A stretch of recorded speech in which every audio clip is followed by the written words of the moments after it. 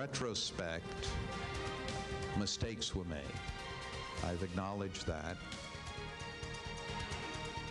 Good evening. Saying it's time for the Archdiocese to face the facts. Late today, Bernard Cardinal Law announced a new plan to deal with abuse allegations against priests. The Cardinal has agreed to report those allegations retroactively. We have two reports, starting with News Center 5's David Boeri. David?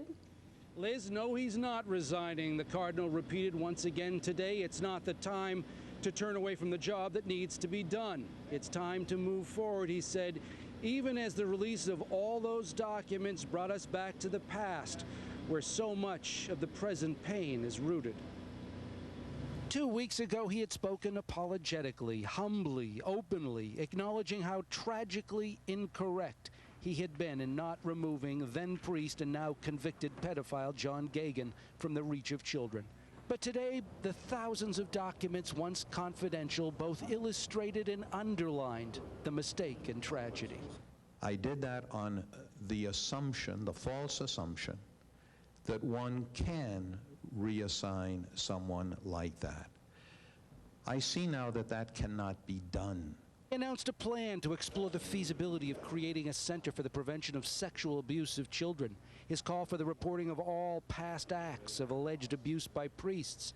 But then there were the documents that demonstrated all manner of solicitude and compassionate concern for then-priest John Geoghan, but little for his victims or the crimes.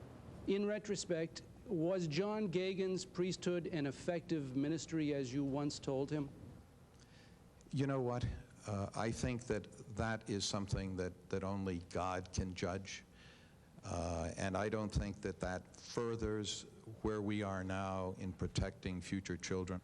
He turned aside questions about the documents, questions pointing to the lack of attention and confidential correspondence to the welfare of the victims.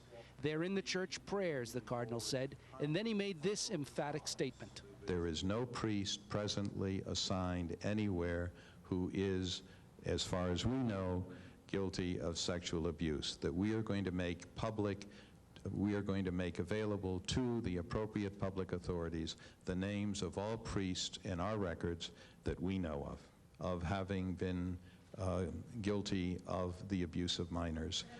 Strong words, a strong pledge, a policy in the future that will make the welfare of children first and foremost.